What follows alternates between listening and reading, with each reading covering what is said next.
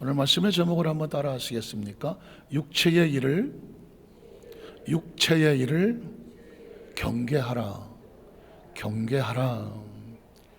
오늘 뉴스에 보니까 미군 병사 하나가 한국에서 미국으로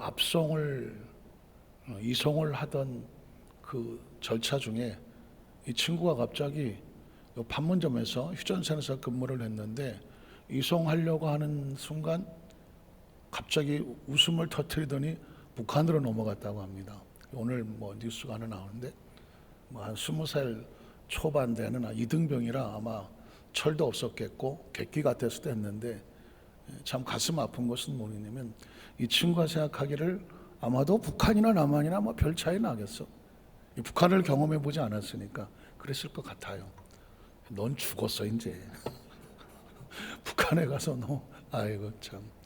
대한민국과 이 북한은 같은 삼천리반도 금수강산 한 땅에 한 민족을 이루고 있지만 이 휴전선으로 인하여 서로 다른 체제, 공산주의와 민주주의랑은 전혀 다른 체제 속에서 사실은 우리가 북한을 안 가봤기 때문에 언론 매체를 통해서만 알고 있는 거지만 전혀 다른 세계란 말입니다. 굉장히 중요한 거죠. 오판을 해서 휴전선을 넘어가서 아마 땅을 치며 후회하겠지만은 오늘 저와 여러분의 삶 가운데도 마찬가지입니다. 인간은 한 몸뚱아리 안에 나라고 하는 존재 속에 무엇이 구성되어 있을까? 생각해 보셨습니까? 나는 무엇으로 구성되어 있을까? 나라고 하는 존재는 모두 다 마찬가지지만 영혼이 있거든요. 영혼이 있고 육체가 있습니다. 조금 삼분설하면 영이 있고 혼이 있고 그리고 육체가 있다고 말하고, 이분설을 말하면 어차피 영과 혼은 보이지 않으니까 영혼, 보이는 육체 이렇게 구분을 합니다. 문제는 영혼의 삶과 육체의 삶이 전혀 다른 차원에 살고 있다는 것이죠. 내 안에 같이 사는데 영혼은 보이지 않는 존재군요. 육체는 보이는 존재란 말입니다. 영혼이 생각하는 것과 육체가 생각하는 것이 다르다는 것입니다. 영혼이 추구하는 것과 육체가 추구하는 것이 다르다는 것이군요. 아까 우리 찬양 가운데 우리 인생의 마지막 날에 영혼이 가야 될 곳과 육체가 머무를 곳이 다르다는 것입니다.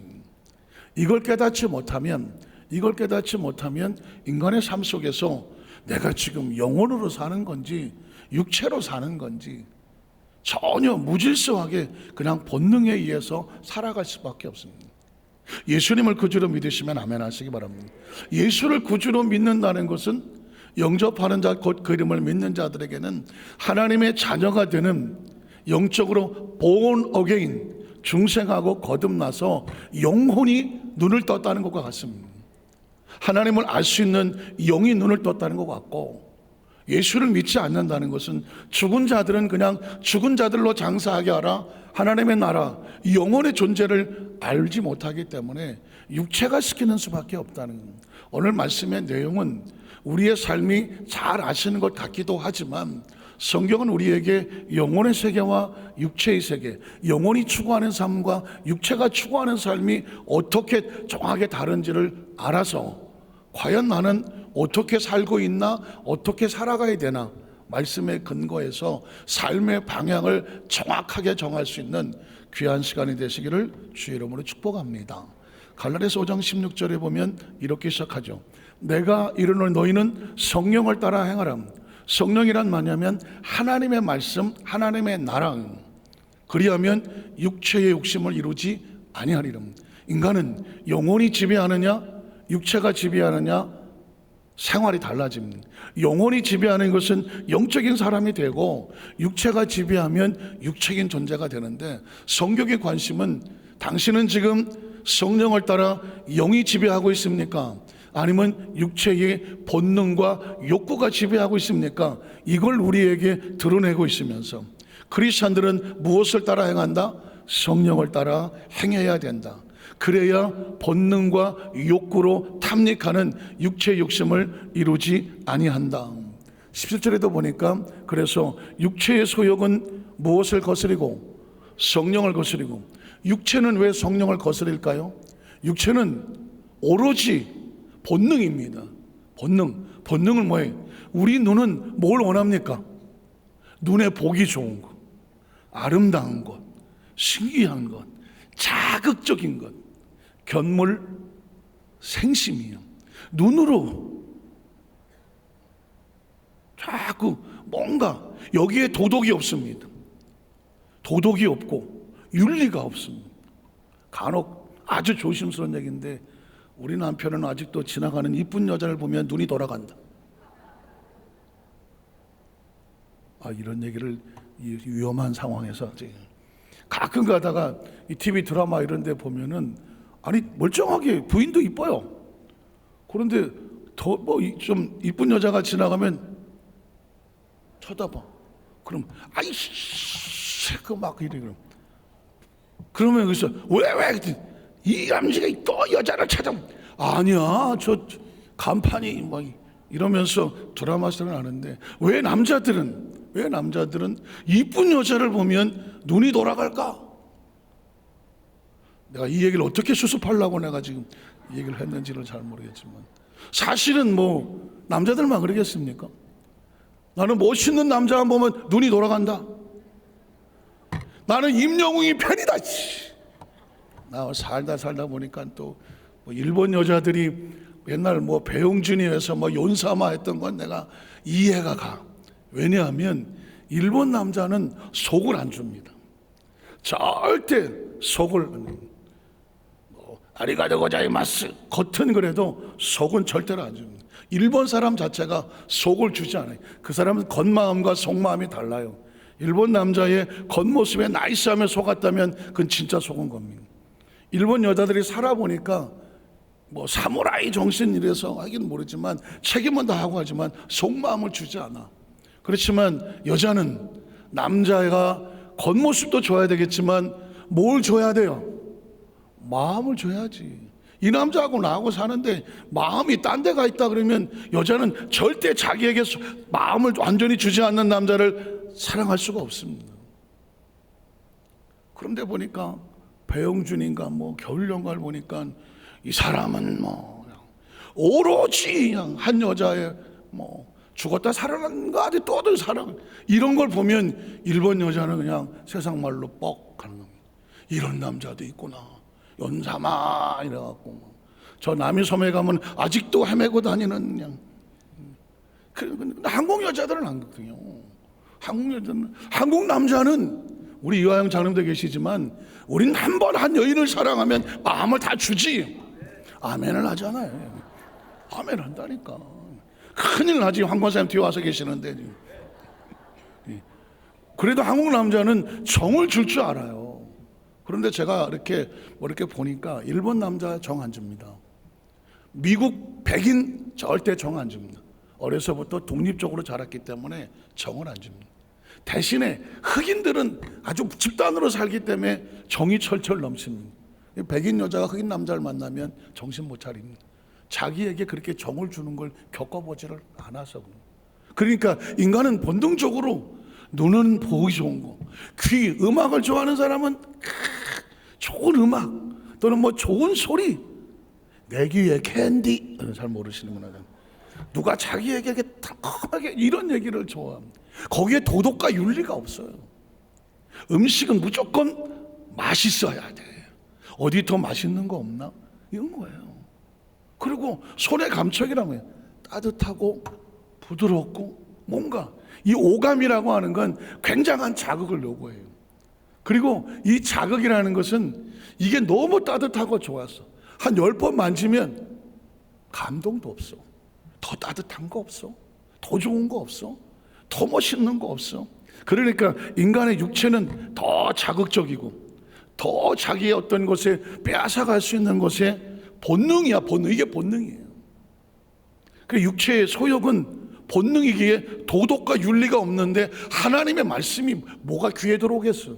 그러니까 무조건 눈깔이 끌리는 대로, 귀가 끌리는 대로, 입이 끌리는 대로, 냄새 이 본능의 육체가 대로 가는 거예요.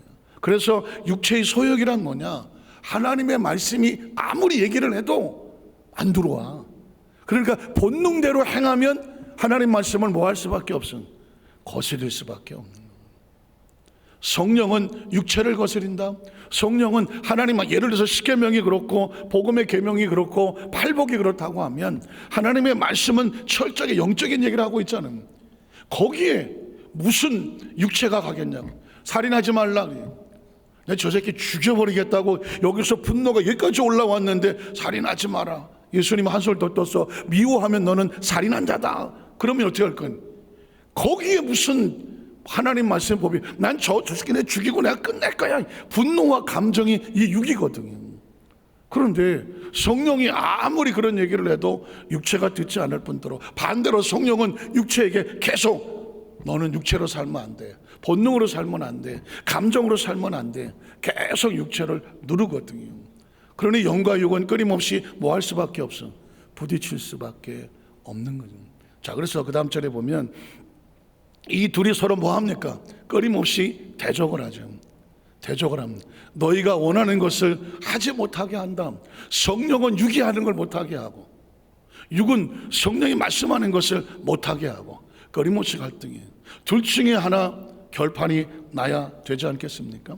18절에 보면, 그래서 너희가 만일 성령의 인도하시는 바가 되면 율법 아래 있지 않는다. 그 행위의 조촉을 받지 않고 행위에 따라서 너 이런 행동했지 라고 심판받지 않을 수 있기 때문에, 우리가 왜 하나님 말씀으로 충만하고 기도로 충만하고 예배와 헌신의 두 날개를 무거워도 달고 다니고 날아가려고 하냐면 땅의 육체에 붙잡히지 않으려고 하는 것입니다. 않으려고 하는. 자, 그러면 오늘 성경 본문에 보면 우리에게 너희가 경계해야 될 육체의 일들이 있다. 이런 걸 조심해라. 이게 육이다. 육은 이걸 원한다. 그게 오늘 본문의 말씀이 있습니다. 자, 19절에 보면 육체의 일은 분명하다. 여러분이 이 말씀을 들으면 성경의 말씀이라 생각하지 마시고 나의 삶 속에 이게 있다고 하면 아직도 나에게 육이 나를 지배하고 있구나. 자, 육체의 일은 분명하다. 곧 음행이다. 음행이 뭐예요? 음행은 성적으로 타락한 겁니다. 성이라는 것은 거룩하고 그리고 꼭 필요한 것이고 신성한 겁니다. 도덕과 윤리와 그리고 하나님 말씀 안에서 성이란 하나님께서 우리에게 주신 귀한 선물이죠. 남자가 그 여자를 만나서 한 몸을 이루고 한 가정을 이루며 자녀를 낳고 가정을 이루고 하는 것은 아주 아름답고 복된 것입니다. 그런데 이 음행이라고 하는 것은 이 도덕과 윤리와 가정을 넘는 겁니다. 가정을 넘어요. 왜 넘을까요? 유혹도 있겠고 탐닉도 있겠고 육체적인 어떤 성적인 욕구를 따라서 자기 마음대로. 오늘 국민일보 신문에 보면 지금 대한민국의 가장 위기는 뭐냐면 성혁명이라고 하는, 성혁명도 여러 가지 혁명이 있는데 성을 혁명시켜라. 1960년, 56년 또 70년 이때에 전 유럽에서 성혁명이 일어났습니다. 성혁명이라는 의미인데 골자가 뭐냐? 인간의 육체가 원하는 성적인 생활에 자유를 줘라는. 어떻게 보면 굉장히 자유를 줘라. 그런데 내용은 뭐냐? 인간은 누구든지 자기가 원하는 성적인 행위를 추구할 수 있도록 도덕과 윤리로 가두지 마라. 이해가 갑니까? 그냥 자기가 만나고 싶은 사람, 가정이 있든 없든 뭐 도덕과 윤리가 있든 없든 그냥 나는 저 사람하고 성행위를 하고 싶다 하면 하게 해라. 그게 성혁명이라고 하는. 그래서 유럽에 그게 뭐 거기에 도덕과 윤리를 무너뜨리고 그냥 자기가 좋은 그날 뭐 이 사람하고 나 오늘 저녁에 자겠다 그러면 그걸 자유롭게 하라는 거예요. 그게 유럽을, 미국을 덮쳤습니다. 그때 튀쳐나오는 게 뭐냐? 동성애라는 것입니다. 동성애. 동성애라는 것이 인간이요, 남자와 여자와 한 몸을 이루기도 하지만 아까 제가 말씀을 드렸죠. 이게 인간의 이 성적인 욕구도 끊임없이 자극을 원해요. 자극. 예를 들어서 담배, 술, 마약 이런 것들은 인간을 중독시키는 것들이거든요. 중독이란 뭐냐? 처음에 담배를 하나 피웠어. 일정량의 니코틴이 몸에 들어와. 엄청나죠? 머리에 대뇌를 건드려. 뭔가 반짝하는 게 있어. 그런데 똑같은 담배를 한 10대를 피우면은 그냥 별 자극이 없어. 이제는 몸이 그 정도의 니코틴에 반응하지를 않아. 그래서 그 한 시간에 한 대 피울 거를 2대, 3대를 피워야 비로소 좀 핀 것 같네. 자극이 그때 와. 이게 나중에 되면 한 시간에 한 각을 피워야 담배 핀 것 같아. 이런 자극이 계속 몸에 쌓이는, 술도 마찬가지입니다. 한 병을 먹으면 딱 나 취했네. 자극이 왔는데 이제는 2-3병을 먹어도 자극이 안 와. 하루 종일 병나포를 불고 있어야 이거 술 취한 것 같은. 성도 마찬가지입니다. 성도 어떤 경우에 자극이 오죠. 이런 것들은 대부분 인간의 자극을 건드리는 건데 가장 강력한 게 성욕이야. 그런데 이것도 어느 정도 자주 어떤 관계를 하다가 보면 성욕도 그냥 그래. 그러다가 보니까 인간이 어떤 걸 찾냐면 뭐 다른 거 없어, 새로운 거 없어. 그래서 이 선을 넘기 시작을 하면서 남자와 남자가, 여자와 여자가, 아니면 한 명 대 여러 명의 다중섹스. 혹시 조심스럽지만 한 번만 제가 말하고 지나가면 짐승들과 갖는 수간, 아주 어린아이 아동성학대, 아주 가학적인, 인간이 생각해낼 수도 없는 그런 어떤 자극적인 것을 따라 성적으로 타락을 하기 시작해. 이것도 안 되니까 나중에 마약을 먹고 자신의 이성을 상실한 상태에서 오직 육체적인 자극만 건드리는 그런 성적인 타락을. 1960년대 70년대 유럽에 있었던 것이 지금 2023년도 20년대 이후에 지금 대한민국을 강타하고 있습니다. 성을 혁명해라. 누구든지 자기가 원하는 사람하고 구애 없이 자유롭게 성행위를 할 수 있게 하라. 그리고 동성애의 어떤 성적인 관계에 대해서 자유를 줘라. 법적으로 부부를 인정하고 그들도 똑같은 인권을 줘라. 이게 지금 대한민국을 강타하고 있는 것이거든요. 그런데 이 동성애라고 하는 데는 도덕이 없어요. 윤리가 없습니다. 소위 말해서 식성이라고 해서 뭘 좋아? 식성이 뭐예요? 식성? 고기 좋아하시냐? 또는 뭐 야채 좋아하시냐? 난 뭐 그냥 뭐 간단한 게 좋아. 난 그래도 뭐 짜고 맵고 뭐 이런 걸 얘기하잖아요. 식성. 그런데 이 동성애는 상대를 고를 때 식성이라고 얘기해요. 어떤 식성을 갖고 계십니까? 나는 대머리 까지고 배 이렇게 나온 사람 좋다. 이런 사람이 있어. 나는 뭐 정치가 좋은 사람. 그러니까 이 도덕이 없고 윤리도 없어. 나이도 없어. 나이도. 오로지 자신의 어떤 취향과 식성만 있었고 같은 남자들 불구하고 거기에 성적인 어떤 자극을 갖는다고 하고 거기에 매력을 느낀다고 해서 그런 식으로 계속 성적으로 타락을 해버려. 이렇게 돼버리면 인간이 가지고 짐승과 다른 것은 뭐냐면 도덕이 있잖아요. 윤리가 있지 않습니까? 사회 질서가 있고요. 가정이라는 것이 있고요. 그리고 사회가 있고 국가가 있고 아이들을 교육하고 하는 과정이 있지 않습니까?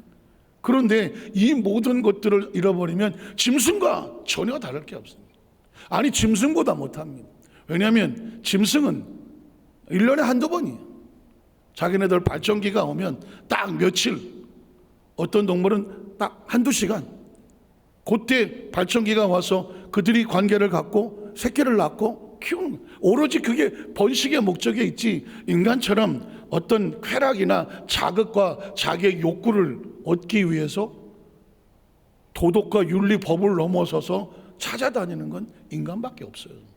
그러니까 하나님께서 십계명을 만들었을 때 생명을 존중해야 되니까 살인하지 마. 그 다음에 나오는 게 간음하지 마. 성이 무너지면 인간은 짐승보다 더 무서운 존재로 전락해 버리는 거고, 동성애에 대한 참 가슴 아픈 것도 많이 있지만 구약은 이미 벌써 남자와 남자가 관계를 가지면 돌로 쳐서 죽여. 그 시대는 뭐 방법이 없어요. 다른 걸 어떻게 할 방법이, 끊어내는 수밖에 없거든. 그 동성애는 전염이 됩니다. 동성애가 전염이 됩니다.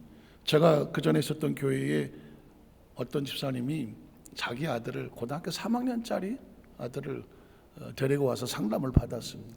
상담을 받았는데 내용을 보니까 이 아이가 미국에 가서 유학을 한 동안에 동양애가 조그맣고 이러니까 어떤 흑인 아이들한테 집단 표적이 됐어. 그래갖고는 흑인 애들이, 남자애들이 이 남자애를 동성애로 강간을 했어요. 그 애가 엄청난 충격을 받았지. 정상 생활이 안 되잖아요. 그래서 유학을 포기하고 한국에 왔어요. 한국에 와서 상담을 하러 왔어. 그래서 그 아이를 위로하고 간절히 기도해주고 우리 청년부를 교육 담는 목사님에게 얘를 특별히 좀 관리를 해줘라. 그래서 잘 관리를 하고 적응하는 것 같았어요. 근데 얼마 있다가 그 고양시에 있었지만 고양경찰서에서 연락이 왔잖아요. 왜 그러냐 그랬더니 그 아이가 중학교 3학년짜리 남자아이를 강간을 했어. 그래서 그게 이제 경찰에 붙잡혀갖고 들어갔어. 야, 자신이 강간을 당했거든요. 남자애가 남자한테. 근데 얘가 도저히 상상이 안 되는 행동을 하는 거예요. 자기가 다른 남자애를 또 강간을 하네. 왜 그랬느냐? 강간을 당하면서 당했던 여기 남아있는 어떤 게 있었어. 그게 자기를 또 그렇게 행동을 하게 만들었던 거예요. 그때 제가 우리 동성애라는 단어에 대해서 쉽게 듣지 않고 90년대 이야기니까 잘 익숙하지 않을 때였거든요. 근데 제가 직접 상담을 했고 또 기도를 해줬던 아이가 또 이제 그 전개되는 과정을 보면서 동성애라는 것이 하나로 끝나지 않더라. 계속 독보섭처럼 파급되어 가더라. 그 요즘 멍키 퍽스라고 하는 원숭이 두창한 것도 지금 한두 달 전에만 해도 우리나라에 환자들이 관리가 되고 있었습니다. 그 원숭이 두창도 거의 동성애 관계들 속에서만 나오는 거거든요.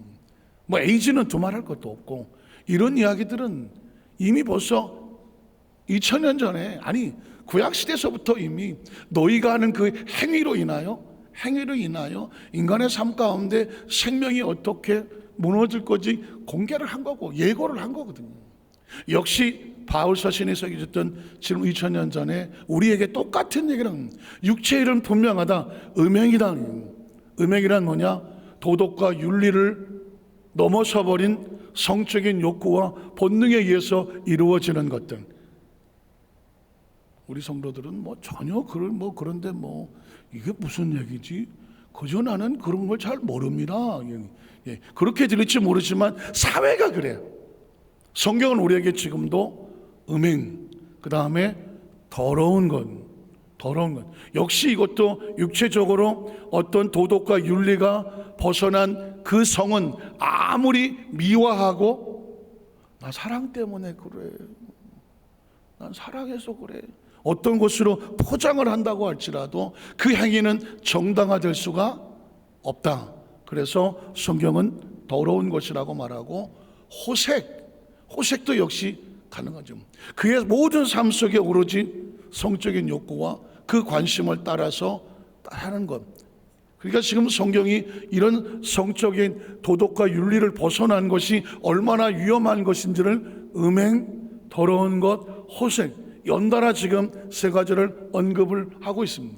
또 그 다음 절에 보면 우상을 숭배한다. 육체가 왜 우상을 숭배하지? 육체는 우리가 믿는 신앙, 영은 하나님 한 분만. 십계명도 마찬가지로 하나님 앞에 다른 신을 두지 마라. 우상에 절하지 말라. 신앙이란 오직 하나님 한 분이어야 되는 거예요. 하나님은 여기 신이 예배하는 자가 신령과 진정 오직 한 마음으로 하나님을 예배한다고 말하는 거예요. 그런데 육체는 그렇지 않아. 하나님만 있어. 저 불처님도 있고, 또 산에 가면 산신령, 바다에 가면 용왕, 온갖 자신의 욕구를 위해서 신을 이용하는, 그게 우상숭배입니다. 신앙과 우상숭배의 차이는 뭐냐? 신앙은 하나님이 뭘 원하는지 그 말씀에 따라 순종에 따라가는 걸 신앙이라고 말하고, 우상숭배는 뭐냐? 나의 목적을 위해서 나를 도와주시오라고 그 앞에 가서 비는 걸 우상숭배라고 말합니다. 자, 어느 글귀를 보니까 이런 말이 있더라고요. 인간은 자기에게 도움을 줄 신을 찾는 방면에 하나님은 하나님의 일을 같이 할 그런 사람을 찾는다. 여기서 신앙과 우상숭배가 달라지는 거죠. 나는 오로지 나를 위해서 하나님을 믿고 내 기도를 들어주시고 내 어떤 영역으로 위해서 난 하나님을 믿는다라고 말하면 이건 우상 숭배와 같아요. 근데 신앙이 성장하다가 보면 내가 하나님 앞에 무엇을 했으면 좋겠습니까? 라고 하나님을 위해서 선택된 하나님의 사람이 되면 그걸 신앙이라고 말하는 거예요. 자, 주술 역시 마찬가지죠. 자기 욕구를 위해서 주문을 한다든가 아니면 다른 사람에 대해서 저놈의 새끼 망하게 해주세요라든가 이런 저주의 주문을 외운다든가 이런 주술들, 원수 맺는 건 왜 원수 맺는 게 다를까요? 기억하시지 않습니까? 너 시키 내가 다시는 너 뒤통수도 안 봐. 내 눈에 흙이 들어가지까지 난 좀 안 봐. 이거 왜 그럴까요? 육체는 자신이 무시당하고 마음대로 안 되고 생각대로 안 되는 이 감정, 육체는 감정밖에 없어요. 육체는 도덕 윤리 별로 관심 없어요. 내 기분과 감정이야. 내가 좋으면 다 좋아, 내가 싫으면 다 싫어. 감정이 우선이야. 그러니 육체 감정이라는 게 어떻게 통제가 되느냐고요. 내 생각과 뜻과 내 요구가 맞지 않으면 육체는 분노를 느끼잖아요. 그 어떤 생각이 듭니까? 화가 나고, 너 나하고 생각이 다르지? 넌 저리 가, 난 이리 와. 그래서 어떤 원수를 맺고 분쟁을 하고 시기하고, 문제는 이 육체는 자기보다 뛰어나고 잘난 꼴을 못 봐. 육체는 자기가 최고인 줄 알아. 왜? 본능 욕구가 더 좋은 거, 더 좋은 거, 좋은 거, 나를 자꾸 만족을 시키라고 하는 거야. 육체는 끊임없는 만족을 요구하기 때문에 다른 어떤 것에 나보다 더 만족을 느끼는 거를 못 봐요. 그래서 시기라고 말하고 분냄이라고. 분냄은 이 육체가 표현할 수 있는 건 감정뿐이야. 좋아. 감정에 여러분 유혹되면 안 돼요. 좋으니까, 육체가 좋으니까 좋아. 아니 난 싫어. 이런 육체가 할 수 있는 건 감정 표현이에요. 그러니까 분내는 것, 당짓는 건 나하고 맞으니까 우리끼리 당신은 싫어. 육체는 그런 거예요. 싫고 좋은 거에 따라서 갈라지는 거예요. 그래서 분열하고, 이단도 아까 마찬가지입니다. 이단이라고 하는 존재들은 끊임없이, 이단은 나를 중심으로 만든 겁니다. 인간이 하나님을 이용하는 걸 이단이라고 말해요. 그래서 이단은 대부분 뭐가 있어? 교주가 있잖아요. 교주는 대부분 하시는 일이 비슷해. 보혜사 아니면 재림예수 아니면 하나님인데 내가 내려왔다. 대부분 하시는 일이 다 비슷해. 내가 보혜사다, 또 내가 재림예수다, 그리고 내가 원래는 하늘에 있던 하나님인데 내가 너희를 사랑하사 왔다. 대부분 이분들이, 교주들이 다 비슷해. 다른 교주들은 다른 걸 하면 스스로 교주도 아니야. 그러면서 그런 걸 가지고 자기가 교주가 돼서 따르는, 그걸 또 따르는 사람들이 있어. 그 사람들을 가스라이팅 하는 거지. 내가 보혜사야, 내가 성경이 말하는 재림 예수야, 내가 하나님이야. 그래서 여기 와야 돼. 여기 우리 기도원 와야 돼, 우리 수양관 와야 돼, 우리 여기 무슨 단체 와야 돼. 이러면 이 영적인 분별력이 안 되니까 이단에 빠지는 사람들은 대부분 영으로 빨려가기 전에 육체가 나는 외로운데, 누가 나한테 이렇게 잘해주지 않는데, 아유 나한테 그러니까 어디 소속되고 싶은데 자기 어디 소속이 안 되니까는 여기 가면 이 끼리끼리에 섞일 것 같으니까 따라가는 거예요. 그래서 육체의 이단이 나오는 것은 바로 하나님 중심이 아니라 자기 중심적으로 해서 하나님을 이용하려고 하는 사람들이 이단이거든요. 그 다음 절에 보면, 그러면 쉽게 구분이 되겠죠. 투기는 시기와 같아서 다른 사람이 잘 되는 걸 볼 수가 없는 거고, 술 취하면 왜 그럴까요? 아까도 말씀드렸죠. 맨 처음에 사람이 술을 먹고 그 다음에는 술이 나는 우리 교회 성도들하고 얘기하면은 거의 산에서 내려오신 분 같아. 그러니까 여러분은 오로지 기도하고 전도만 하셔. 세상에 이런 쓸데없는 얘기들은 제가 다 알아서 해드릴 테니까. 인간이 술을 먹는 거는, 처음엔 인간이 술을 먹죠. 한두 잔.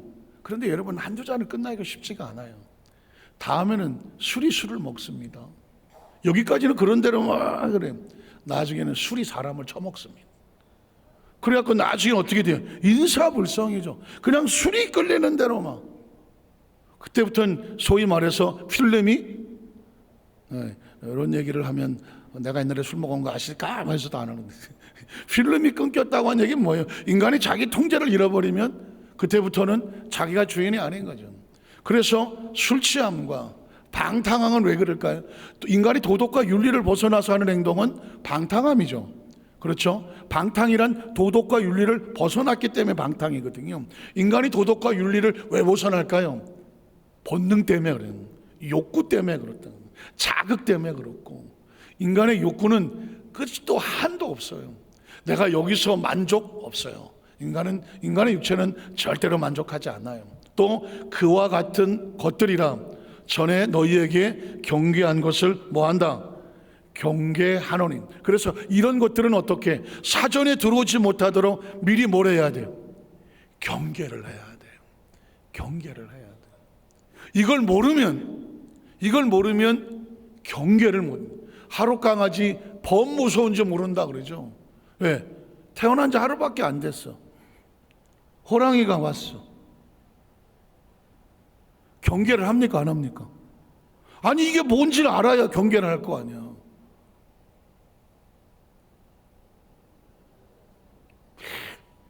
모르잖아. 그러니까 호랑이가 와서 이렇게 올 때까지도 그냥 우르고 있는 거지 뭐. 그럼 어떻게 돼요? 아유, 이빨 사이에 길망장 그냥 잡아먹으면 끝나는 거 아닙니까? 위험한 얘기죠. 크리스찬이 이런 내용을 모르면 방탕하고 술 취하고 뭐 음란하고 어색하고 투기하고 당짓고 우상숭배하고 주술하고 이단에 빠지고 뭔지 모르면 이런 것들은 스치기만 해도 어떤 일이 벌어집니까? 우리 영을 무너뜨리는 것입니다. 그리고 대부분 이런 것들은 한 번으로 안 끝나.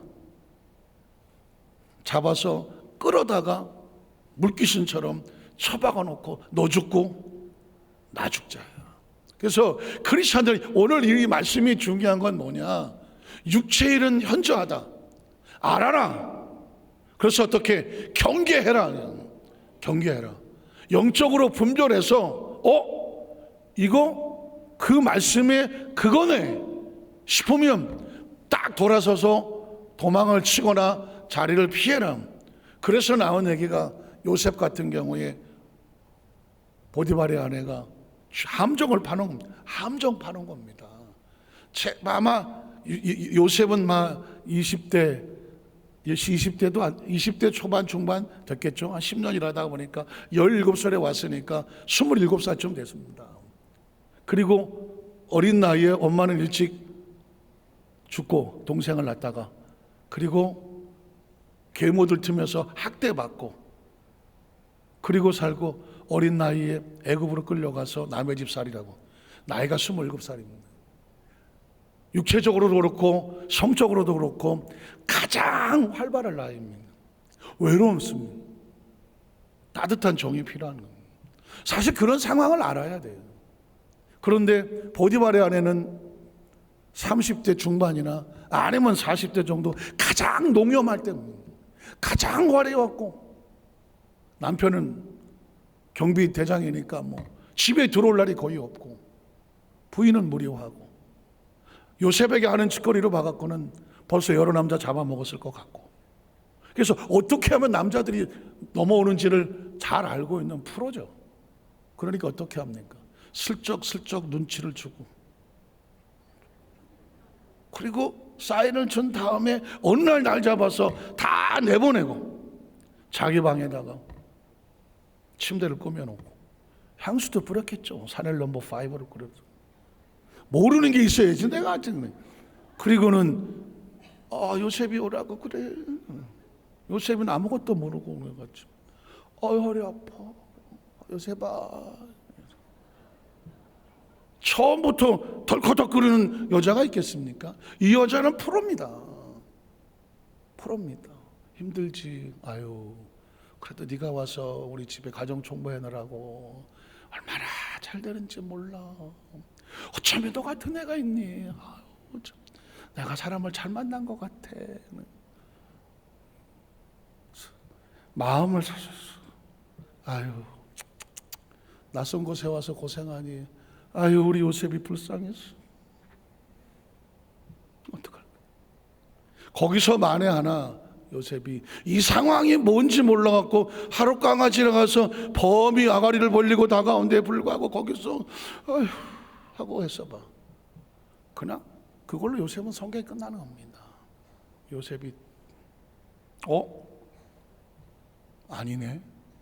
거기서 옷을 벗어 던지고 당신의 남편이 나에게 다른 것은 다 허락했지만 이 집에 음식을 만드는 것과 아내에게는 손대지 말라 그랬더니 나는 당신에게 그 어떤 것도 할 수 없습니다. 하나님 앞에 내가 어떻게 악을 행하겠습니까? 라고 튀쳐 도망을 갔다. 사실 그렇게 나가서 그 손에 맞아 죽을 수 있었음에도 불구하고 요셉은 그 길을 선택하는 이유가 뭘까요? 경계하는 겁니다. 경계하는 이게 중요한 겁니다. 만약에 요셉의 머릿속에 이 경비 대장의 부인이 내 백그라운드가 돼준다? 성공했지 뭐. 저 팔레스타인에 내려와서 애굽에 와서 화려한 곳에서 이젠 뭐 팔 잡혔다고 생각하지 않겠습니까? 그러나 여러분 보십시오. 만에 안에 소설을 씁시다. 요셉이 넘어갔어. 그래서 보디발 장군의 부인의 노릇을 했어. 얼마 갈 것 같아요? 별걸 다 물어보는. 얼마 갈 것 같아요? 이런 여자는 오래 안 갑니다. 그 집에 또 어디 등치 좋은 하인이 하나 들어왔어. 어떻게 될 것 같아요? 제가 그랬잖아요. 자극이라고 하는 것은 얼마 지나고 나면 시들한 겁니다. 또 다른 남자를 찾으려고 이 여자는 그렇게 다닐 겁니다. 요셉은 그때 땅을 치고 울겠죠. 순간의 선택이 하나님의 계획을 무너뜨린 거예요. 오늘 말씀을 정리하기를 원합니다. 군대 용어지만 이런 말이 있습니다. 군에서 혹시 작전에 실패한 지휘관은 용서받을 수 있을지 모르지만 경계에 실패한 지휘관은 절대로 용서 못한다. 왜냐하면 작전이라고 하는 한 부대로 끝날 수가 있지만 경계는 자기 뒤에 자신의 경계를 믿고 저 뒤에 있는 나라와 국민의 안전이 있는 거거든요. 내가 뚫리면 내 후방이 다 뚫리는 거거든. 저와 여러분이 뚫리면 내 뒤에 나를 믿고 있는 가정이 있고 구역이 있고 지역이 있고 나와 관계된 모든 사람들이 내가 무너지면 나 하나로 끝나지 않아요. 나와 관계된 사람이 다 무너질 수가 있는 거예요. 그러니까 어떤 의미에서 본다면 이 말씀은 사실은 죽고 사는 문제입니다. 한번 따라하시죠. 나 하나 무너지면 내 뒤에 모든 것이 무너진다. 기억하셔야 돼요. 내가 버티면 우리 가정이 또 나를 믿고 나와 함께하는 내 뒤 모든 것을 안전하게 버틸 수가 있는 거죠. 하나님의 나라는 그런 겁니다. 그래서 오늘 말씀을 마무리하면서 육체의 일은 이렇게 현저하다라고 이 부분의 말씀을 드린 것은 뭐냐면 아직도 크리스찬은 하나님의 나라 갈 때까지 유혹에서 난 안전하다고 말할 수 있는 사람이 절대 없다. 절대 없다. 아주 조심스럽지만 진짜 조심스럽다. 남자는 90이 돼도 무슨 얘기할 것 같으냐? 무슨 얘기할 것 같으냐고. 그 얘기요, 그 얘기. 여자는 90이 돼도 무슨 얘기할 것 같아? 그 얘기야. 제가 깜짝 놀랐어요. 보통 들으면 아마 70 넘으면 남자나 여자나 별 차이 있겠어? 아이고 목사님 나는 80이 넘었는데도요 남자가 보고 싶어요.